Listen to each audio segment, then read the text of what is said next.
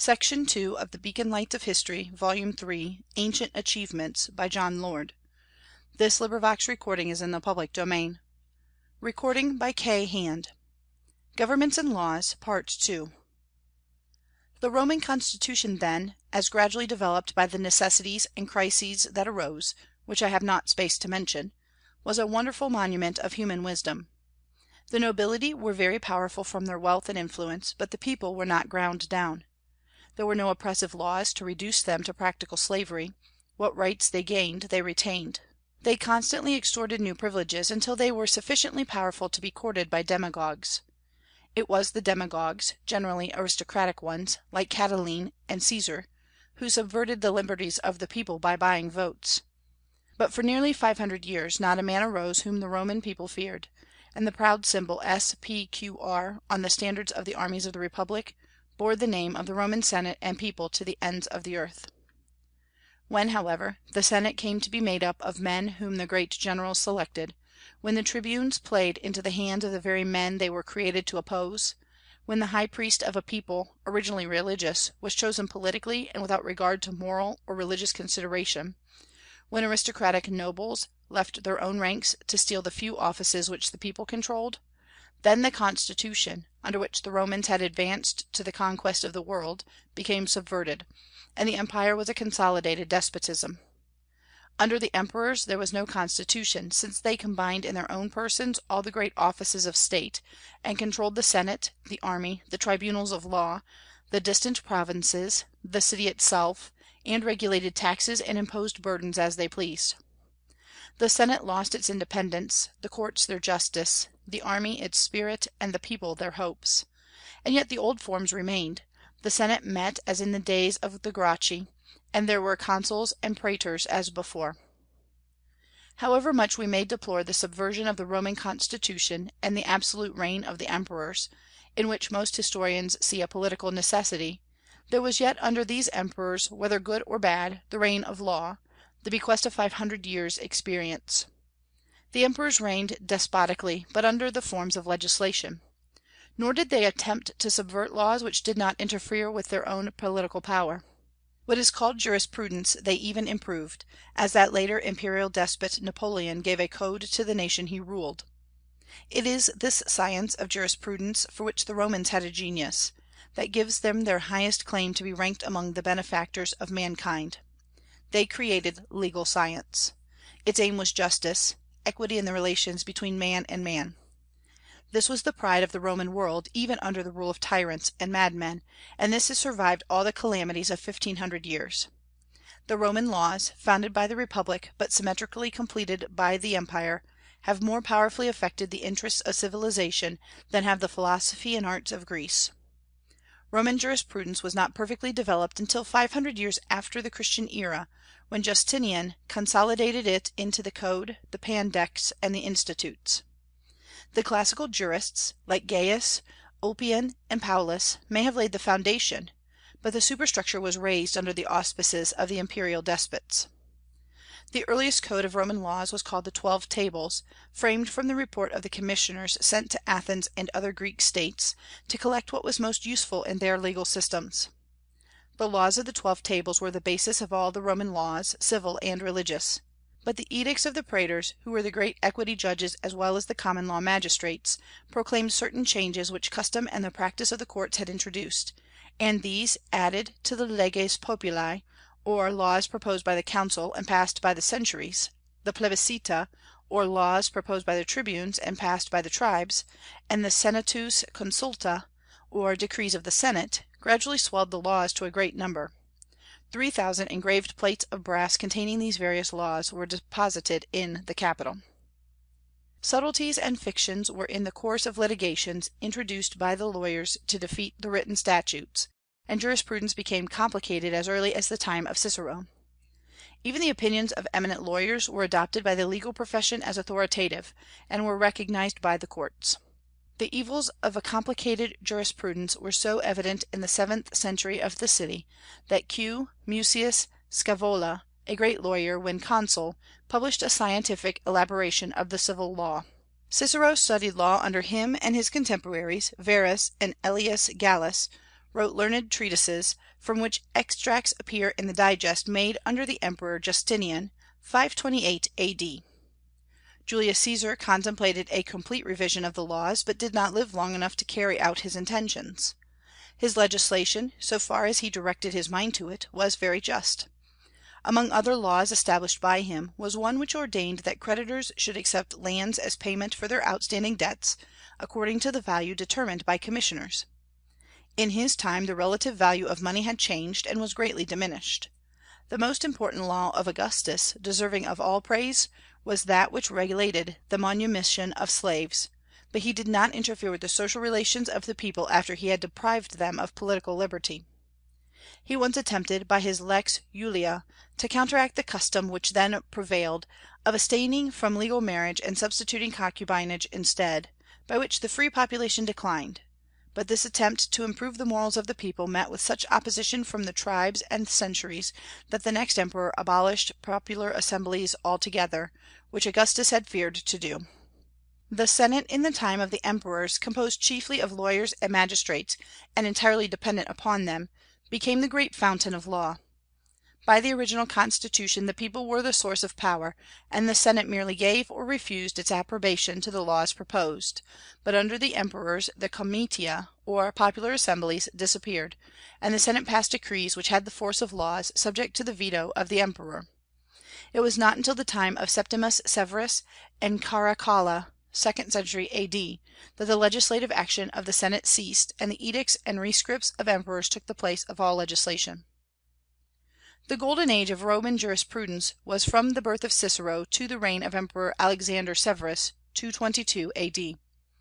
Before this period it was an occult science, confined to praetors, pontiffs, and patrician lawyers. But in the latter days of the Republic law became the fashionable study of Roman youth, and eminent masters arose. The first great lawyer who left behind him important works was Q. Mucius Scaevola, who wrote a treatise in 18 books on the civil law. He was, says Cicero, the most eloquent of jurists and the most learned of orators. This work, George Long thinks, had a great influence on contemporaries and on subsequent jurists who follow it as a model. It is the oldest work from which there are any excerpts in the Digest. Servius Sulpicius, the friend of Cicero and his fellow student in oratory, surpassed his teachers Balbus and Gallus, and was the equal in reputation of the great Mucius Scaevola, the Pontifex Maximus, who said it was disgraceful for a patrician and a noble to be ignorant of the law with which he had to do. Cicero ascribes the great superiority of Servius as a lawyer to the study of philosophy, which disciplined and developed his mind, and enabled him to deduce his conclusions from his premises with logical precision. He left behind him 180 treatises, and had numerous pupils, among whom A. Ophelius and Alfenus Varus, Cato, Julius Caesar, Antony, and Cicero were great lawyers. Labeo, in the time of Augustus, wrote 400 books on jurisprudence, spending 6 months in the year in giving instruction to his pupils and answering legal questions, and the other 6 months in the country in writing books. Like all the great Roman jurists, he was versed in literature and philosophy, and so devoted to his profession that he refused political office. His rival, Capito, was equally learned in all departments of the law, and left behind him as many treatises as Labeo. These two jurists were the founders of celebrated schools, like the ancient philosophers, and each had distinguished followers. Gaius, who flourished in the time of the Antonines, was a great legal authority, and the recent discovery of his Institutes has revealed the least mutilated fragment of Roman jurisprudence which exists, and one of the most valuable, which sheds great light on ancient Roman law. It was found in the library of Verona. No Roman jurist had a higher reputation than Papinian, who was a praefectus praetorio under Septimus Severus, 193 A.D., an office which made him second only to the emperor, a sort of grand vizier, whose power extended over all the departments of the state. He was beheaded by Caracalla. The great commentator Cujacius declares that he was the first of all lawyers who have been, or who are to be; that no one ever surpassed him in legal knowledge, and no one will ever equal him. Paulus was his contemporary, and held the same office as Papinian. He was the most fertile of Roman law writers, and there is more taken from him in Justinian's Digest than from any other jurist, except Ulpian. There are 2,083 excerpts from this writer, 1/6 of the whole Digest. No legal writer, ancient or modern, has handled so many subjects. In perspicuity he is said to be inferior to Ulpian, one of the most famous of jurists, who was his contemporary. Ulpian has also exercised a great influence on modern jurisprudence from the copious extracts of his writings in the Digest. He was the chief adviser of Alexander Severus, and like Paulus was praefectus praetorio. The number of excerpts in the Digest from him is said to be 2,462, and they form a third part of it. Some fragments of his writings remain. The last of the great civilians associated with Gaius, Papinian, Paulus, and Ulpian as oracles of jurisprudence was Modestinus, who was a pupil of Ulpian. He wrote both in Greek and Latin. There are 345 excerpts in the Digest from his writings, the titles of which show the extent and variety of his labors. These eminent lawyers shed great glory on the Roman civilization. In the earliest times men sought distinction on the fields of battle, but in the latter days of the Republic honor was conferred for forensic ability. The first pleaders of Rome were not jurisconsults, but aristocratic patrons who looked after their clients, men of lower social grade, who in return for protection and assistance rendered service, sometimes political by voting, sometimes pecuniary, sometimes military. But when law became complicated, a class of men arose to interpret it. These men were held in great honor, and reached by their services the highest offices, like Cicero and Hortensius. No remuneration was given originally for forensic pleading beyond the services which the client gave to a patron, but gradually the practice of law became lucrative. Hortensius, as well as Cicero, gained an immense fortune. He had several villas, a gallery of paintings, a large stock of wines, parks, fish ponds, and aviaries. Cicero had villas in all parts of Italy, a house on the Palatine with columns of Numidian marble, and a fortune of 20 millions of sesterces, equal to $800,000. Most of the great statesmen of Rome in the time of Cicero were either lawyers or generals. Crassus, Pompey, P. Sextus, M. Marcellus, P. Clodius, Asinius Pollio, C. Cicero, M. Antonius, Julius Caesar, Caelius, Brutus, Catullus, were all celebrated for their forensic efforts. Candidates for the bar studied 4 years under a distinguished jurist, and were required to pass a rigorous examination. The judges were chosen from members of the bar, as well as in later times the senators. The great lawyers were not only learned in the law, but possessed great accomplishments. Varro was a lawyer, and was the most learned man that Rome ever produced. But under the emperors the lawyers were chiefly distinguished for their legal attainments, like Paulus and Ulpian. During this golden age of Roman jurisprudence many commentaries were written on the 12 Tables, the Perpetual Edict, the laws of the people, and the decrees of the Senate, as well as a vast mass of treatises on every department of the law, most of which have perished. The Institutes of Gaius, already mentioned, are the most valuable that remain, and have thrown great light on some important branches previously involved in obscurity. Their use in explaining the Institutes of Justinian is spoken of very highly by Mackenzie, since the latter are mainly founded in the long lost work of Gaius. The great lawyers who flourished from Trajan to Alexander Severus, like Gaius, Ulpian, Paulus, Papinian, and Modestinus, had no successors who can be compared with them, and their works became standard authorities in the courts of law. After the death of Alexander Severus, 235 A.D., no great accession was made to Roman law until Theodosius II. 438 A.D. caused the constitutions, from Constantine to his own time, to be collected and arranged in 16 books. This was called the Theodosian Code, which in the West was held in high esteem. It was very influential among the Germanic nations, serving as the chief basis of their early legislation. It also paved the way for the more complete codification that followed in the Justinian Code, which superseded it. To Justinian belongs the immortal glory of reforming the jurisprudence of the Romans. In the space of 10 centuries, says Gibbon, the infinite variety of laws and legal opinions had filled many thousand volumes, which no fortune could purchase and no capacity could digest. Books could not easily be found, and the judges, poor in the midst of riches, were reduced to the exercise of their illiterate discretion. The emperors had very early begun to issue ordinances under the authority of the various offices gathered into their hands, and these, together with the answers to appeals from the lower courts made to the emperors directly, or to the sort of supreme court which they established, were called imperial constitutions and descripts. Justinian determined to unite in one body all the rules of law, whatever may have been their origin, and in the year 528 appointed 10 jurisconsults, among whom was the celebrated Tribonian, to select and arrange the imperial constitutions and rescripts, leaving out what was obsolete or useless or contradictory, and to make such alterations as the circumstances required. This was called the Code, divided into 12 books, and comprising the constitutions from Hadrian to Justinian. It was published 14 months after it was undertaken.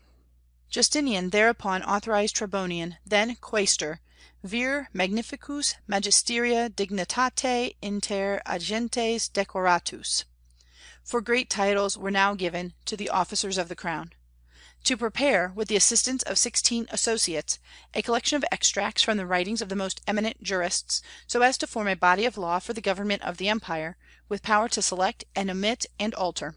And this immense work was done in 3 years, and published under the title of Digest, or Pandex. Says Lord Mackenzie, "All the judicial learning of former times was laid under contribution by Tribonian and his colleagues. Selections from the works of 39 of the ablest lawyers, scattered over 2,000 separate treatises, were collected in one volume, and care was taken to inform posterity that 3 millions of lines were abridged and reduced in these extracts to the modest number of 150,000. Among the selected jurists, only 3 names belonged to the age of the Republic. The civilians who flourished under the first emperors are seldom appealed to, so that most of the writers whose works have contributed to the Pandex lived within a period of 100 years. More than a third of the whole Pandex is from Ulpian, and next to him the principal writers are Paulus, Papinian, Salvius Julianus, Pomponius, Q. Servidius Scaevola, and Gaius. Though the variety of subjects is immense, the Digest has no claims to scientific arrangement. It is a vast cyclopedia of heterogeneous law badly arranged. Everything is there, but everything is not in its proper place." Neither the Digest nor the Code was adapted to elementary instruction. It was therefore necessary to prepare a treatise on the principles of Roman law. This was entrusted to Tribonian and 2 professors, Theophilus and Dorotheus. It is probable that Tribonian merely superintended the work, which was founded chiefly on the Institutes of Gaius, divided it into 4 books. It has been universally admired for its method and elegant precision. It was intended merely as an introduction to the Pandex and the Code, and was entitled the Institutes. The novels or new constitutions of Justinian were subsequently published, being the new ordinances of the emperor and the changes he thought proper to make, and were therefore of high authority.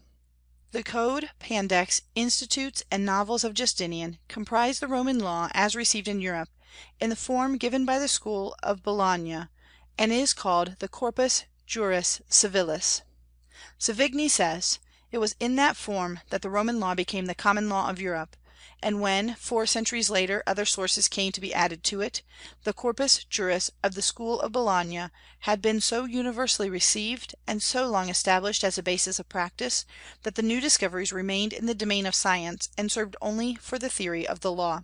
For the same reason, the ante-Justinian law is excluded from practice." After Justinian, the old texts were left to molder as useless though venerable, and they have nearly all disappeared. The Code, the Pandex, and the Institutes were declared to be the only legitimate authority, and alone were admitted to the tribunals or taught in the schools. The rescripts of the early emperors recognized too many popular rights to suit the despotic character of Justinian, and the older jurists, like the Scaevolas, Sulpicius, and Labeo, were distasteful from their sympathy with free institutions. Different opinions have been expressed by the jurisconsults as to the merits of the Justinian collection. By some it is regarded as a vast mass of legal lumber, by others as a beautiful monument of human labor. After the lapse of so many centuries, it is certain that a large portion of it is of no practical utility, since it is not applicable to modern wants. But again, no one doubts that it has exercised a great and good influence on moral and political science, and introduced many enlightened views concerning the administration of justice as well as the nature of civil government, and thus has modified the codes of the Teutonic nations that sprang up on the ruins of the old Roman world. It was used in the Greek Empire until the fall of Constantinople. It never entirely lost authority in Italy, although it remained buried for centuries, till the discovery of the Florentine copy of the Pandex at the siege of Amalfi in 1135. Peter Valence, in the 11th century, made use of it in a law book which he published. Section 2.